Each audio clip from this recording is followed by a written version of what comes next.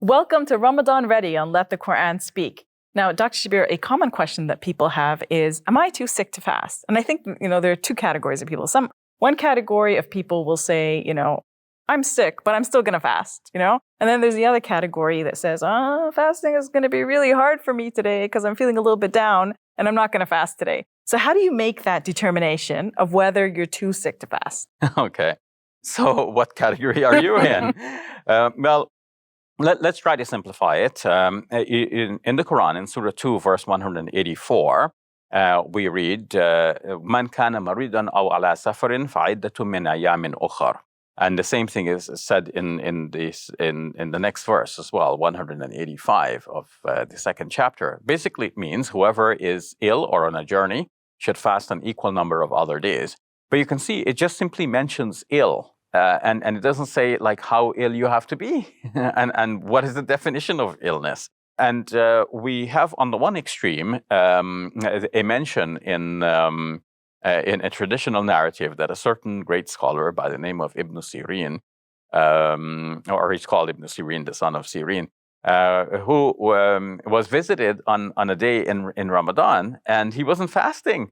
And to explain himself, he said something like this: "I have a pain in this finger," and obviously he was in a way being facetious. He just wanted to just register the point that if somebody on the day of Ramadan knows himself to be ill, it can be an illness that is so minor as a pain in a finger. But others will say, okay, that's on the one extreme. But the more balanced approach is to think that, Safiyyah, you already pointed out that there is a variety of illnesses, right? Yeah, because let's say somebody has an eating disorder, for example, and when they fast, it's very triggering, right? It affects them because if they're always concerned with what they're eating and drinking, and then they fast, it can kind of set them back significantly. So for them, fasting might be a really problematic thing that the doctor would probably say, don't do it. Yeah. So I would say that one has to strike a balance in between, like not something so minor as a pain in the finger, and not if you have a major illness, you're not going to fast and then aggravate the illness further and make life difficult for yourselves. But I think it really comes back down to the person to make that decision. Is whatever is bothering you something that will make the fasting more difficult than it needs to be? Then in that case, you can postpone for another day. That is after Ramadan is over. You don't have to make the fasting more difficult than it already is. I mean, refraining from food and drink and so on, this is already difficult. And we know that some negatives come with fasting. I mean, fasting is not all fun and games. One might have headaches. One could have, nausea. One could experience dizziness and so on.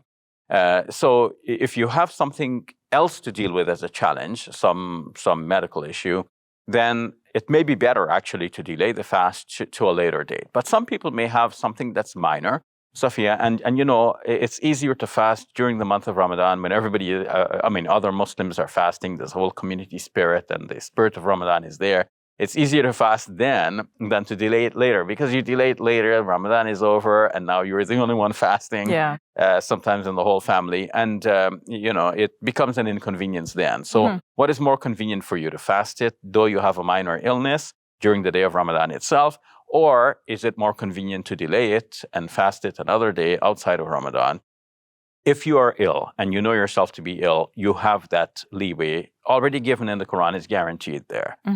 Now, some people may be familiar with some fiqh rulings, which fiqh means understanding. And this is the understanding of Muslim scholars over time. So some books of such understanding called fiqh, books of fiqh will say sometimes that for you to get exemption from the fasting, you have to go to a qualified doctor, or they say sometimes a hakim. You have to go to a qualified hakim who is a Muslim and a trustworthy one, because the fear is that people who do not value the fast of the Muslims will give you any kind of quick leeway to get out of fasting, because they don't respect it to begin with, Safiyyah. So They say you need this kind of procedure in order to get exemption. But it seems to me that the exemption is already guaranteed in the Quran. It's a simpler matter.